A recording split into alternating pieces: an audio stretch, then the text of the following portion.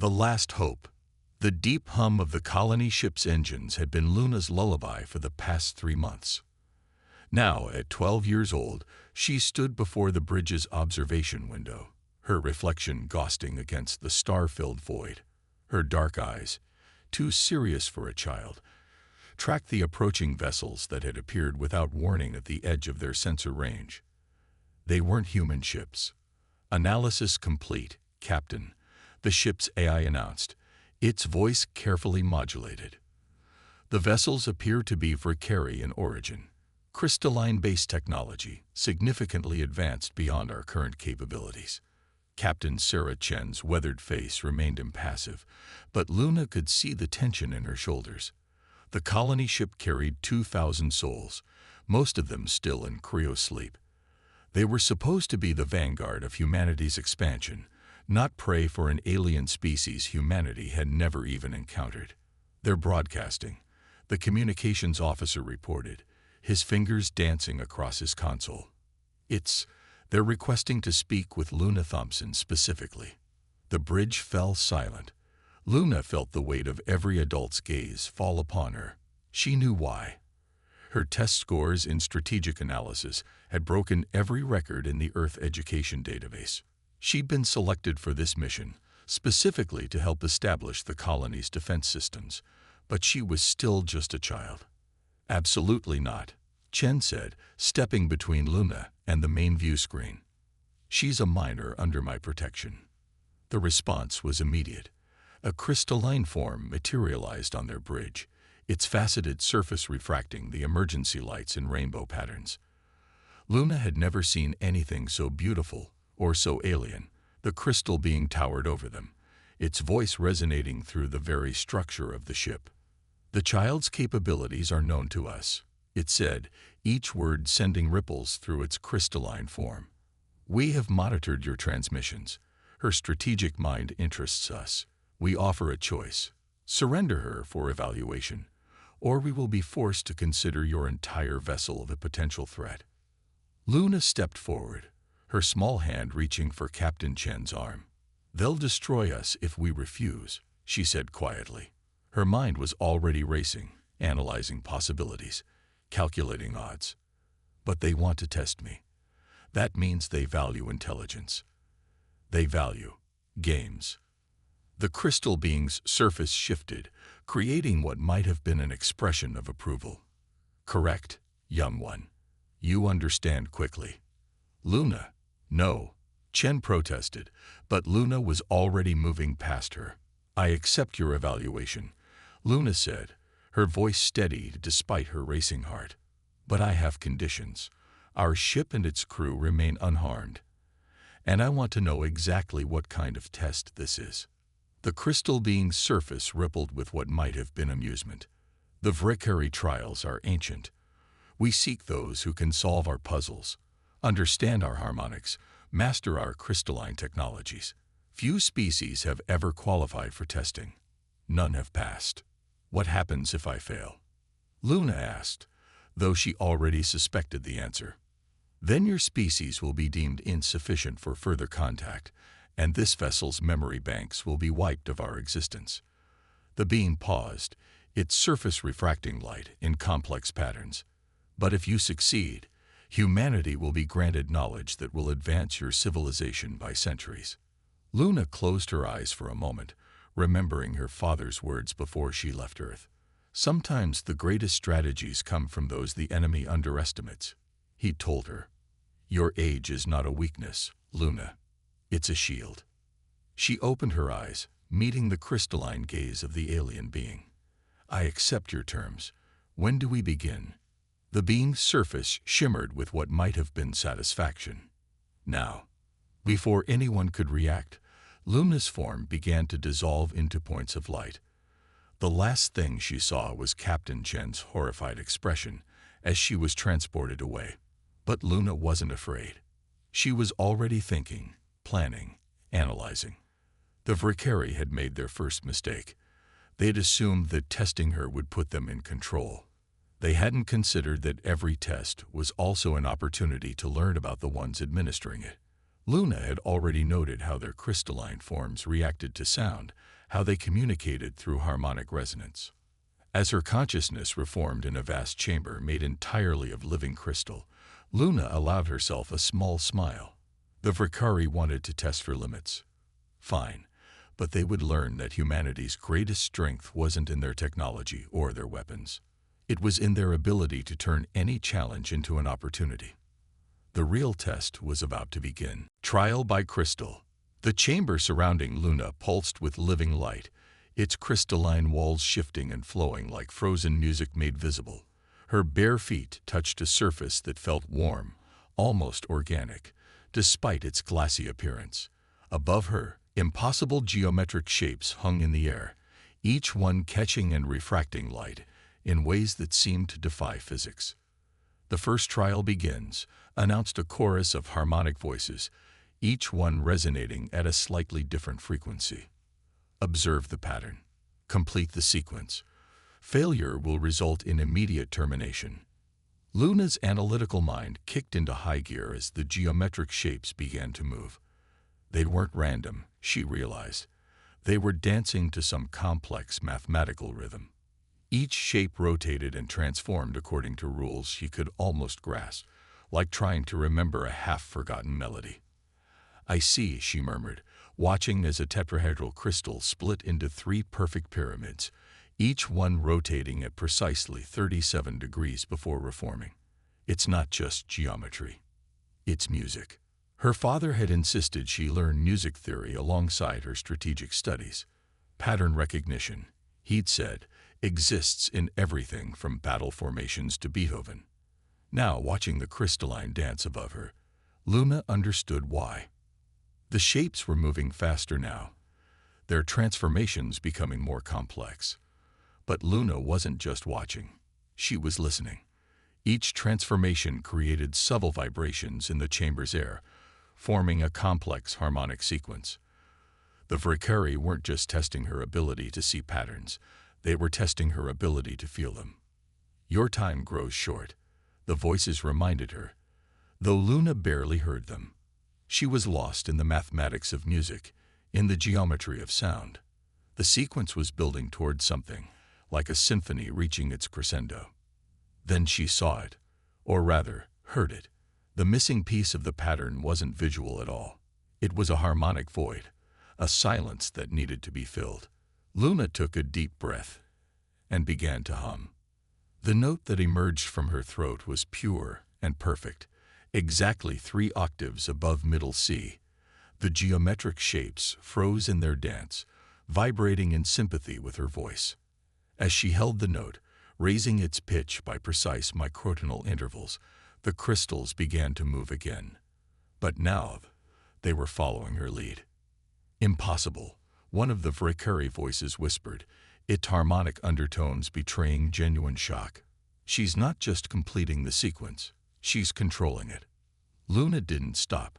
She couldn't. The mathematics of music flowed through her mind as she guided the crystals through their dance, her voice rising and falling in perfect intervals. The shapes above her merged and split, rotated and transformed, all in perfect harmony with her song. And then, with a final pure note that seemed to hang in the air like frozen starlight, the sequence was complete. The geometric shapes arranged themselves into a perfect crystalline fractal, each facet reflecting and amplifying Luna's final tone until the entire chamber sang with it. Silence fell. Luna's heart pounded in her chest, but she kept her expression neutral. She'd learned something vital during this trial, something she suspected the Vrikari hadn't intended to reveal. Their crystalline technology wasn't just responsive to sound, it was fundamentally based on harmonic resonance. "The first trial is complete," the voices announced, though Luna detected an undercurrent of unease in their harmonics. "You have succeeded where many failed." "Thank you," Luna replied carefully, her mind already racing ahead to what might come next. "I found your sequence beautiful. The mathematics of your harmonics are elegant." A new figure materialized in the chamber, a Vrikari elder, its crystalline form more complex and faceted than any Luna had seen before. "You understand our music," it said, its voice a complex chord of harmonics. "This is unexpected." "Music is universal," Luna replied, remembering her lessons. "Mathematics, harmony, pattern recognition, these are fundamental to all intelligent life, aren't they?" The elder's form shifted, refracting light in ways that suggested either amusement or concern. Luna wasn't sure which. "Perhaps, but now we must proceed to the second trial. And I must warn you, child of Earth, what comes next will test more than your understanding of harmonics."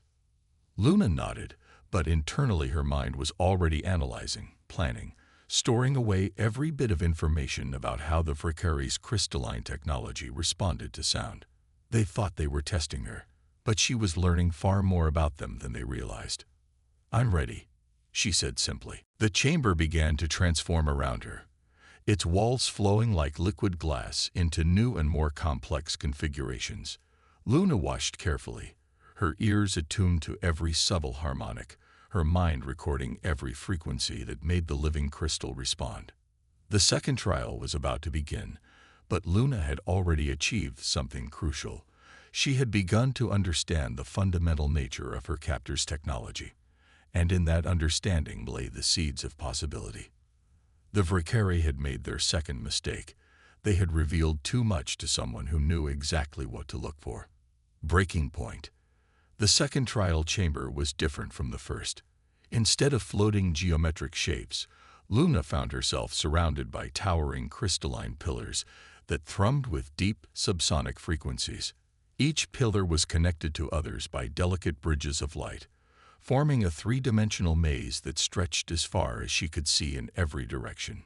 "Your next challenge," the Vracary elder announced, its form shimmering with complex harmonics, "is to navigate this labyrinth. But be warned, each step you take will alter the resonance of the entire structure." Luna studied the maze carefully, noting how each bridge of light pulsed with its own unique frequency. She could feel the vibrations through her feet, each one creating subtle interference patterns with the others. This wasn't just a test of pathfinding. It was an exercise in harmonic manipulation. "And what happens if the resonance becomes unstable?" she asked, though she already suspected the answer. The elder's surface rippled. "Then the entire structure will collapse. Choose your path wisely, young one." Luna took her first step onto a bridge of light, feeling it hum beneath her feet. Immediately, the frequencies of all surrounding bridges shifted slightly, creating new harmonic patterns. She closed her eyes, listening to the complex interplay of vibrations. But as she listened, she noticed something else, something that made her breath catch in her throat. The crystalline technology wasn't just responding to her movements. It was actively trying to maintain harmonic stability. And in that automatic response, Luna saw a weakness. Every complex system had its breaking point. Her father had taught her that during their chess games. "Look for the moment," he'd said, "when your opponent's strength becomes their vulnerability." The Vracary's crystalline technology was incredibly advanced, but it was also rigid in its need for harmonic balance.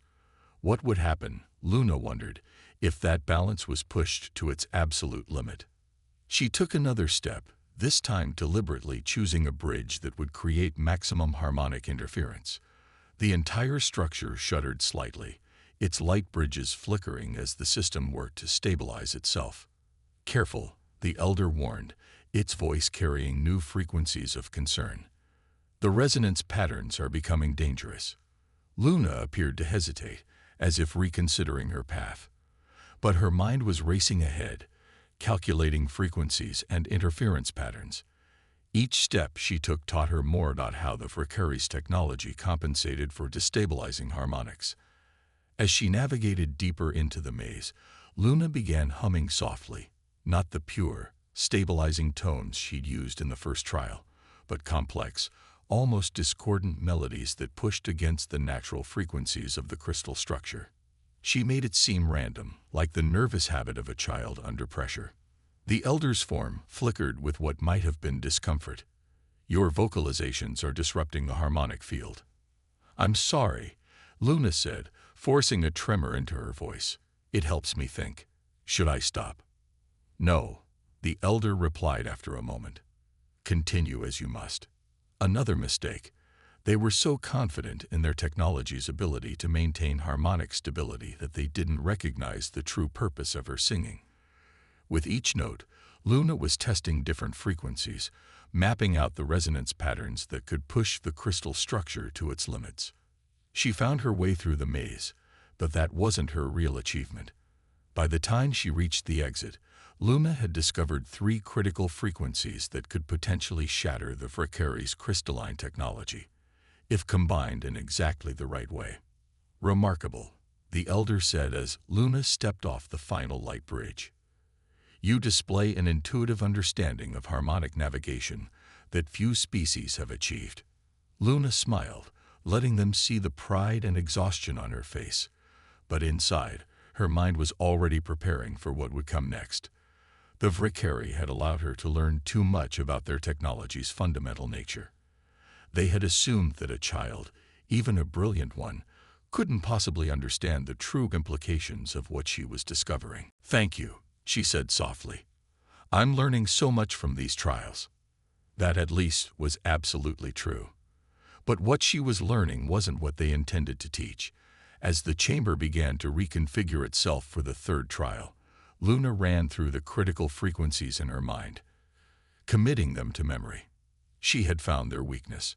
Now she just needed the right moment to use it. The elder's form shifted, becoming more complex and intimidating. The final trial will begin soon. Are you prepared?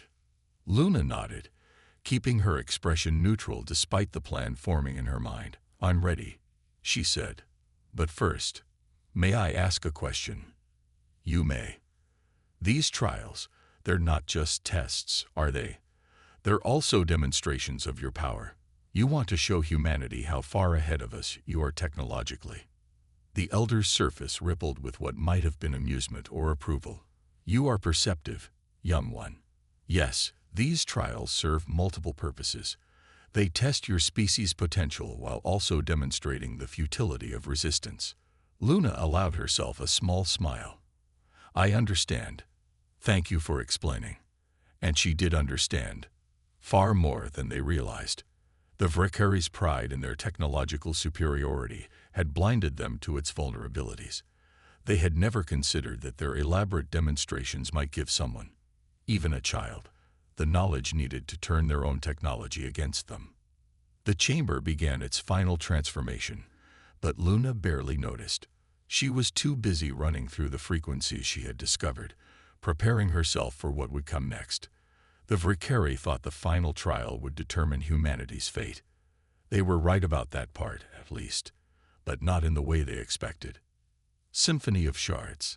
The final trial chamber materialized around Luna, its crystalline walls forming a perfect dome that seemed to stretch into infinity. Unlike the previous chambers, this one was filled with thousands of floating shards, each one humming with its own unique frequency.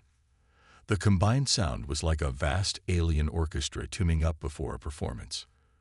The final trial requires perfect harmony, the elder announced, its form now towering over Luna like a cathedral of living crystal.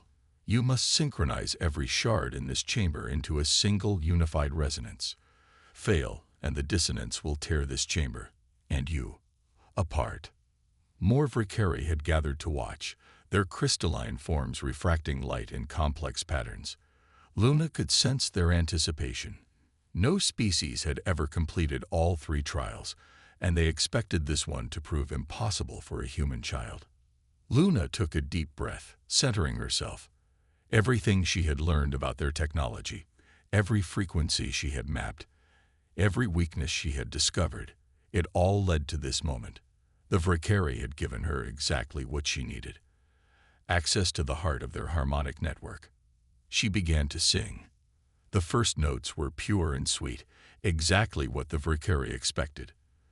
The floating shards nearest to her began to pulse in response, their frequencies adjusting to match her voice. The elder's form rippled with approval. But Luna wasn't trying to harmonize with their technology. Not this time. Her voice began to shift, introducing subtle discordant tones that seemed random at first.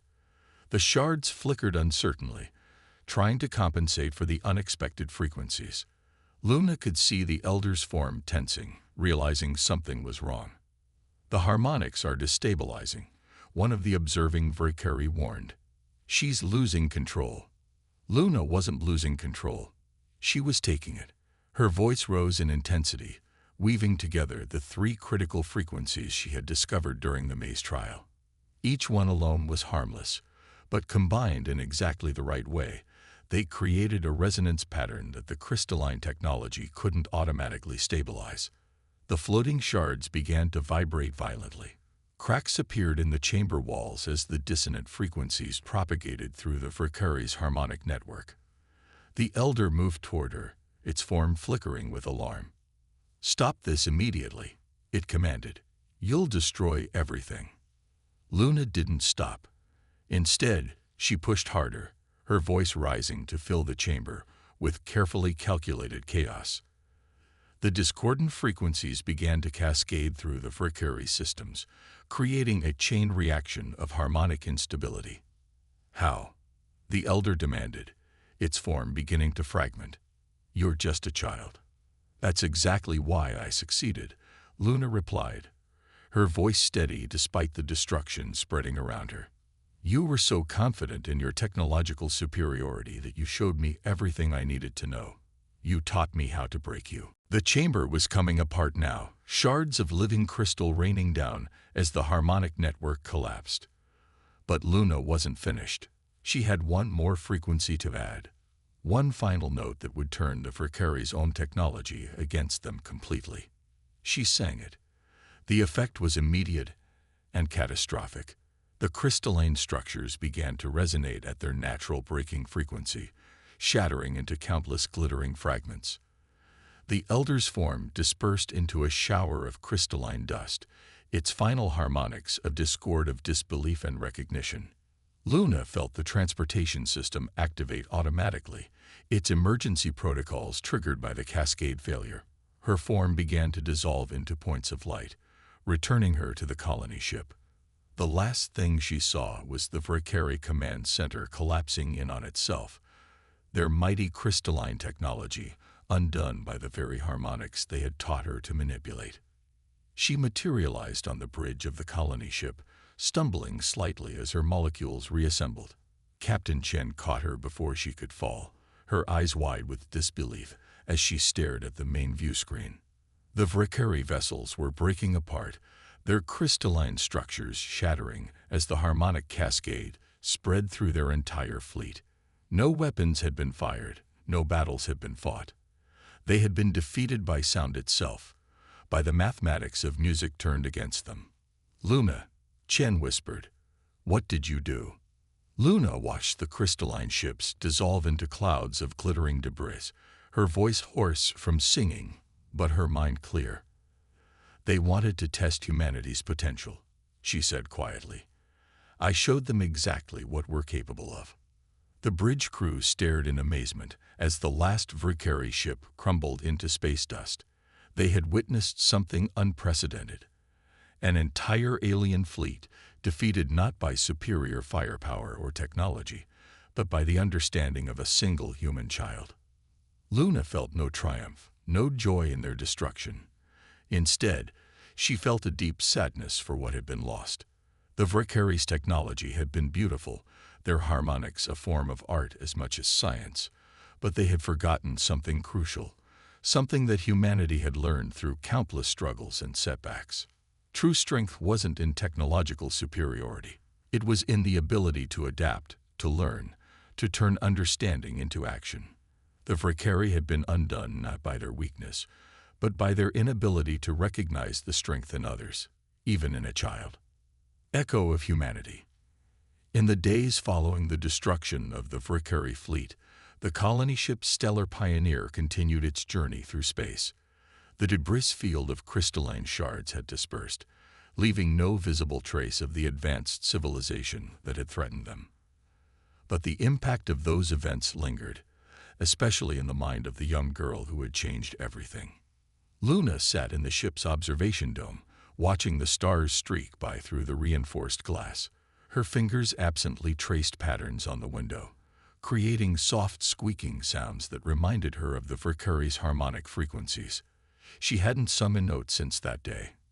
Captain Chen found her there, as she often did now. The captain carried 2 cups of hot chocolate, offering one to Luna without a word. They sat together in comfortable silence, each lost in their own thoughts about what had transpired. The Colony Council finished analyzing the sensor data from the encounter. Chen finally said, her voice soft, "The harmonics you used, they didn't just destroy the ships near us. The cascade spread through their entire local network. We think you might have affected their whole civilization." Luna's hands tightened around her cup. She had suspected as much, had felt the way her frequencies had rippled out through their harmonic network, growing stronger rather than weaker as they spread. The mathematics of it had been perfect, beautiful in its terrible efficiency. "They gave me no choice," Luna whispered, but the words felt hollow. "They would have killed everyone on this ship." Chen placed a gentle hand on Luna's shoulder. "You did what you had to do. No one blames you for protecting us." "But I do blame myself," Luna replied, finally voicing the thought that had haunted her since that day. "I didn't just defend us, Captain. I destroyed something beautiful. Their technology, their music, it was art as much as science. And I broke it." The captain was quiet for a moment, considering her words carefully. Sometimes the hardest part of survival isn't the fight itself. It's living with what we had to do to survive. Luna nodded, watching her reflection in the window. She looked different now, older somehow, though only a week had passed. The girl who had boarded this ship dreaming of building a new colony seemed very far away. "We found something else in the sensor data," Chen continued. "Before their network collapsed, there was a massive data transmission. Our computers are still decoding it, but it appears to be technical specifications, engineering data, cultural records." Luna turned to face the captain, her eyes widening. "They sent us their knowledge. But why?" "The transmission originated from the Elder's ship, moments before it was destroyed. We think they recognize what you had done.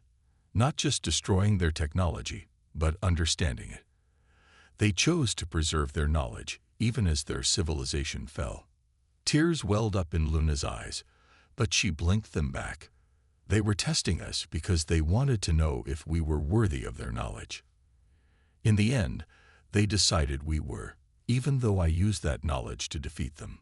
"Or perhaps because you did," Chen suggested. "You proved humanity could not only understand their technology, but improve upon it. You showed them something they had never seen before, the ability to take harmonic principles beyond what they had imagined." Luna was quiet for a long time, processing this. Finally, she reached out and pressed her palm flat against the window. Very softly, barely above a whisper, she began to hum. It wasn't the destructive frequency she had discovered, but something new, a melody that combined human music with what she had learned from the Furcuri. "What will we do with their knowledge?" she asked, her voice stronger now. "That's partly why I came to find you," Chen replied. "The Council wants you to help us understand it. Not to create weapons or defenses, but to build something new. Something that honors what was lost while protecting what we fought to preserve." Luna felt something shift inside her, not forgiveness, exactly, but perhaps understanding. She had been thrust into an impossible situation and had found a way to survive it. Now she had the chance to create rather than destroy, to build something meaningful from the ashes of what was lost. "I'd like that," she said softly and began to hum again. The melody was clearer now, more confident, a bridge between what was and what could be. As the colony ship sailed on through the star-filled void, Luna's song echoed through its corridors. It was a new kind of music, born from the meeting of two civilizations, one that spoke of loss and survival, of destruction and creation, of endings and beginnings. It was the sound of humanity moving forward, carrying with them the echoes of what they had encountered among the stars. And somewhere, In the scattered fragments of crystalline technology that still drifted through space, those echoes would continue to resonate. A reminder that even in our darkest moments, we carry the potential for both destruction and creation, for endings and new beginnings, for war and for peace. Luna had learned this truth at far too young an age, but as she sat there in the observation dome, watching the stars and humming her new melody, she made a silent promise to use what she had learned to build rather than break, to create rather than destroy. The story of the Valkyrie wasn't over. It had simply changed form, like music shifting from one key to another. And Luna would ensure that their legacy lived on in the harmony she would create, in the future she would help to build, in the endless symphony of humanity's journey among the stars.